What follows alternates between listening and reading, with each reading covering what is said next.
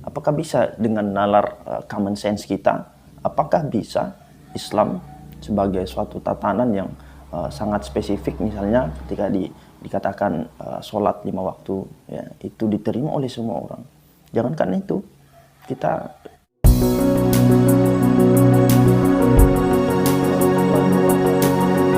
pada kesempatan kali ini kita akan mengaji pemikiran Abdurrahman Wahid Gusdur, ya, Islam Kosmopolitan, karyanya ini. Beberapa mungkin sebagai sebuah pengantar, ya, banyak orang yang mengira bahwa Islam itu universal, Islam itu kosmopolit, ya. Islam itu punya suatu imajinasi yang sangat tinggi terhadap perubahan-perubahan yang terjadi, ciptakan idealitas-idealitas yang mungkin dianggap orang sebagai utopia, ya. Saya kira juga setiap tempat atau setiap organisasi tertentu itu punya kondisi-kondisi ideal seperti itu, utopia-utopia seperti itu, ya. Misalnya ketika dikatakan pemikiran Marx, ya, punya pandangan tentang masyarakat tanpa kelas, ya, atau Hegel dengan jawantah roh absolut di dalam negara, ya, mungkin demokrasi atau mungkin ada yang lebih kompleks lagi. Nah, ini yang disebut sebagai teleologi masyarakat, ya, atau tujuan dari masyarakat, juga bisa dikatakan tujuan dari sejarah. Nah, ada anggapan-anggapan bahwa Islam sendiri tidak punya, dia punya tujuan seperti itu, tapi tujuan itu adalah tujuan yang sangat idealis. Kenapa? Karena dianggap bahwa Islam itu akan melingkupi seluruhnya, melingkupi segalanya di dalam kehidupan kita, ya. Nah, sehingga dikatakan bahwa Islam itu harus, ya, diharuskan untuk diterima oleh seluruh masyarakat di dunia. Nah, ini saya kira anggapan-anggapan yang sangat idealis, ya. Nah, sebagai sesuatu yang gamblang saja, apakah bisa, ya, apakah bisa dengan nalar common sense kita, apakah bisa Islam sebagai suatu tatanan yang sangat spesifik, misalnya ketika dikatakan sholat 5 waktu, ya, itu diterima oleh semua orang. Jangankan itu, kita dalam tubuh Islam sendiri pun kita menemukan tanda petik pembagian-pembagian, ya, perpecahan-perpecahan yang ada mungkin puluhan mazhab yang kita temukan, baik itu dalam mazhab fikih, ya, mazhab akidah, ya, mazhab dalam bidang tasawuf dan juga filsafat. Artinya perbedaan-perbedaan ini menjadi hal yang mutlak. Terus bagaimana kita mengimajinasikan adanya universalisme Islam? Nah, di sini kita harus betul-betul memahami apa yang dimaksud sebagai universalisme Islam dan kosmopolitanisme peradaban Islam. Nah, sekarang kita akan mengantar itu di dalam pembahasan kita yang pertama ini. Sebelum itu, kita perlu melahirkan anggapan-anggapan, misalnya apakah Islam itu adalah tradisi Arab. Seperti apa sih tradisi Arab itu? Apakah tradisinya adalah poligami atau tradisinya harem, ya, ada tempat-tempat tanda petik adalah prostitusi bagi raja misalnya, ya, yang kita kenal pergundikan harem, kan. Misalnya ketika Anda membaca tesis disertasi dari Abdul Aziz di UIN Sunan Kalijaga itu, beliau menyampaikan tentang milkul yamin dengan penafsiran Muhammad Syahrur, ya. Milkul yamin itu maksudnya budak, ya, dan itu sebenarnya dilegalkan oleh Islam dan ayatnya ada, ya. Jadi ada legalitas perbudakan di dalam Islam, ya, dan juga perkawinan yang material, ya, perkawinan yang dicontohkan misalnya dalam Al-Quran bahwa peliharalah kemaluanmu kecuali dari istri-istrimu dan budak yang kau miliki. Nah, itu semua adalah pelegalan, tanda petik pelegalan perbudakan dan juga perkawinan yang tidak sebagaimana yang kita kenal dalam konvensi masyarakat seperti perkawinan yang daim, ya. Nah, apakah itu tradisi Islam misalnya? Atau misalnya kita bertanya tentang hijab, ya, tentang jilbab. Nah, jilbab itu dianggap lahir dari tradisi tradisi Arab ya. Jangankan perempuannya, laki-lakinya pun juga berjilbab. Ya, kita lihat orang-orang Arab yang menutup kepalanya ya, menutupnya dengan sorban ya. Dan itu namanya saja diganti, padahal fenomenanya sama, pakai jilbab ya, pakai penutup kepala ya. Nah, itu dianggap sebagai tradisi Arab ya.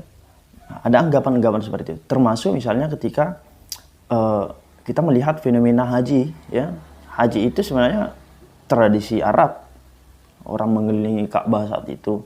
Jadi itu bukan hukum yang baru yang dilahirkan oleh Nabi, yang diberikan oleh Tuhan, tapi sudah ada dalam tradisi Arab saat itu.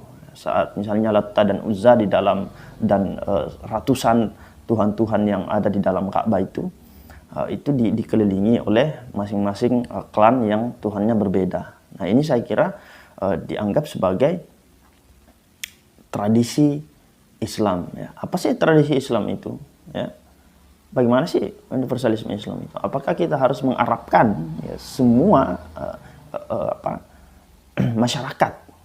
Nah, ini poin yang sangat penting. Artinya mengetahui tradisi Islam itu menjadikan kita menyimpulkan bahwa Islam itu seperti ini.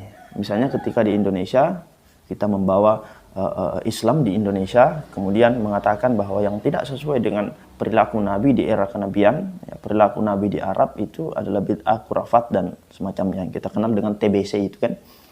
Nah, ketika ada orang misalnya hadis-hadis yang kita dengarkan celana cingkrang ya, orang yang menurunkan celananya di berdekatan dengan telapak kakinya, itu menandakan orang yang sombong, sehingga celana itu diangkat di atas sampai di betis ya. Nah, ini yang diistilahkan dengan celana cingkrang atau dulu ada juga ayatnya itu, atau dulu dianggap orang-orang yang beriman ya, orang-orang yang mengikuti Nabi adalah mereka yang memiliki tanda ya, tanda keimanan di wajahnya. Kemudian disimpulkanlah itu sebagai ada tanda sujud ya, ada tanda sujud di wajahnya. Tanda sujud itu kemudian diartikan sebagai hal-hal yang material, kemudian ditanda dengan adanya tanda sujud yang warna biru kehitam-hitaman itu. Nah, ini saya kira dianggap sebagai tradisi Islam ya, sehingga banyak kita temukan orang-orang yang ingin membawa tradisi itu, karena tradisi itulah yang menghidupkan Islam, maka tradisi itu dibawa ke banyak negara termasuk di Indonesia ya. Nah, ternyata tidak segampang itu. Dia akan menemukan kebudayaan yang sangat kompleks ya, sehingga di sini perlu bagi mereka yang mengikuti Islam ya, tanda petik tradisi Islam yang kita sudah sebutkan tadi, harus menciptakan suatu istilah-istilah purifikasi masyarakat salafiyah yang disebut masyarakat klasik Islam yang pertama itu kan. Nah, artinya ada ketidakpahaman ya, atau bisa disebut kesalahpahaman terhadap tradisi Islam dan juga universalisme peradaban Islam ya. Akhirnya semua orang ingin jadi ada tanda sujud di kepalanya. Tentu itu baik-baik saja, tapi dikatakan itu adalah suatu kewajiban atau sunnah dan semacamnya, itu saya kira sangat repot. Misalnya dikatakan juga jenggot ya, jenggot itu adalah sunnah Nabi. Bagaimana orang yang tidak bisa menumbuhkan jenggot, misalnya orang Cina ya, atau banyak orang-orang Indonesia. Nah, ini saya kira justru jika didefinisikan bahwa universalisme Islam itu adalah tradisi Islam, yang tradisi Islam itu disalahpahami adalah hal-hal yang material semata, yaitu hal-hal yang spesifik yang lahir dari tradisi Arab, maka kita menyempitkan sendiri makna dari universalisme Islam itu ya. Nah, oleh karenanya kita perlu membahas ulang apa sih yang dimaksud sebagai universalisme Islam. Kali ini kita akan melihat pandangan Gus Dur ya. Kata Gus Dur, universalisme Islam itu masuk di dalam 16 ya, satu dari 16 oikumene peradaban. Itu pemikiran Arnold Toynbee yang dikutip oleh Abdurrahman Wahid di sini.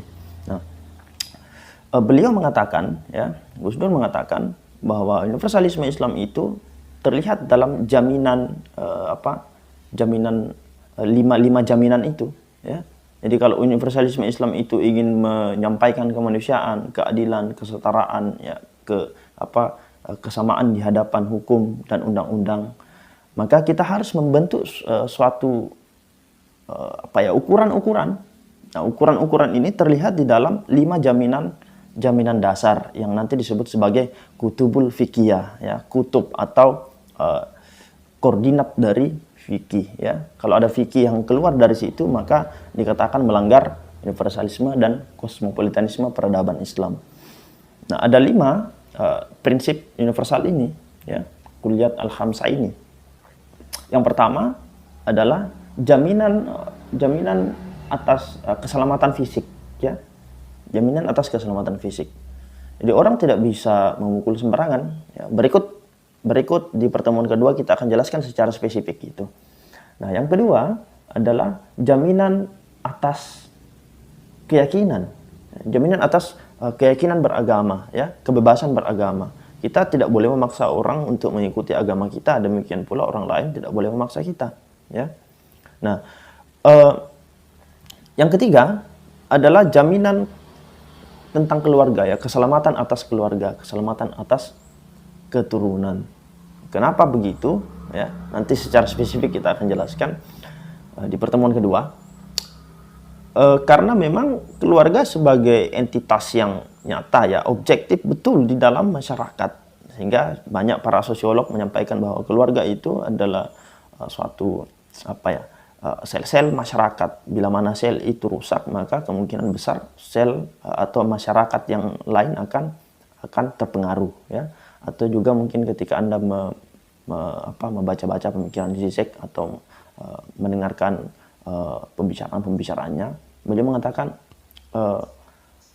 ada daily spiritual, ya, spiritual sehari-hari di dalam rumah tangga itu. Misalnya ketika kita membersihkan WC, mencuci baju, membersihkan dapur, kemudian memasak, dan macam-macam hal-hal yang sangat kecil di dalam keluarga itu disebut sebagai spiritualitas. Saya kira Zizek juga di sini sangat menarik, ya. Nah, yang keempat adalah jaminan atas hak ekonomi, ya, hak kekayaan, ya, hak kepemilikan dalam hal ini. Nah, nanti Abdurrahman Wahid menjelaskan sedikit pemikiran tentang kapitalisme yang individualistik, ya, dan juga Marxisme yang sangat sosialisme, ya. Nah, Islam di antara keduanya itu. Yang kelima adalah jaminan atas hak kekayaan intelektual. Tidak boleh kita mencuri atau mengklaim hak-hak orang, ya. Hak kita adalah ini ternyata itu punya orang, ya. Nah, ini banyak yang terjadi. Misalnya para jombloan dan jomblowati seringkali mengklaim, ya, ini soal perasaan, ya, seringkali mengklaim seseorang itu adalah pacarnya, ya, itu adalah apanya dan semacamnya. Padahal tidak pernah ada kontak langsung, ya, tidak pernah ada hubungan yang sangat spesifik dengannya, ya. Nah, ini klaim-klaim. Misalnya juga kita mengklaim ini salah satu contoh yang diberikan oleh Bakir Sadar tentang kapitalisme, ya. Ini saya kasih sedikit cerita, ya, atau analog, ya. Suatu hari si Bacok pergi memerintahkan si Bucok, ya. Nah, si Bucok ini adalah pekerja, si Bacok ini pemilik alat, ya. Nah, alatnya itu adalah untuk sederhananya saja parang, ya, pedang atau sengso, ya. Nah, kemudian si Bucok itu diberikan alat itu untuk mengambil kayu yang ada di hutan, ya. Nah, setelah kayu itu ditebang, pertanyaan kita, kayu itu milik siapa?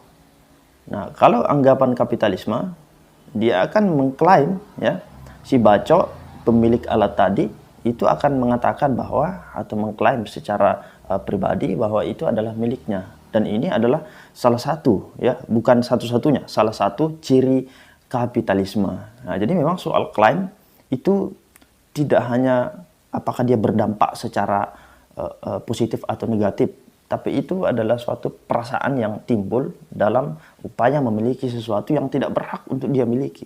Ya. Nah, ini sangat penting. Ke depan insya Allah kita akan banyak mengulik itu, ya, mengulik 5 jaminan dasar yang disebut sebagai universalisme Islam, ya. Nah, ada 5 jaminan dasar ini yang kemudian ingin terjawanta dalam realitas.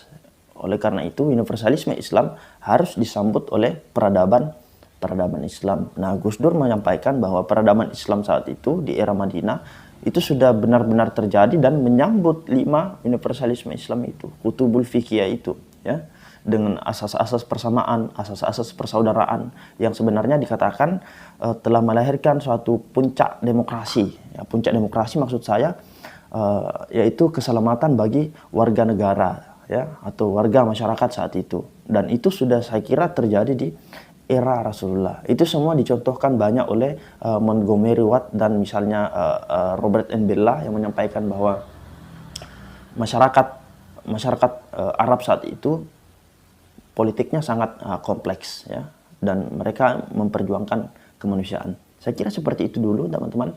Ke depan di pertemuan yang kedua kita akan mengulas 5 jaminan dasar itu sebagai sebuah pengantar untuk masuk di dalam peradaban Islam. Seperti apa sih peradaban Islam itu? Terima kasih. Assalamualaikum warahmatullahi wabarakatuh.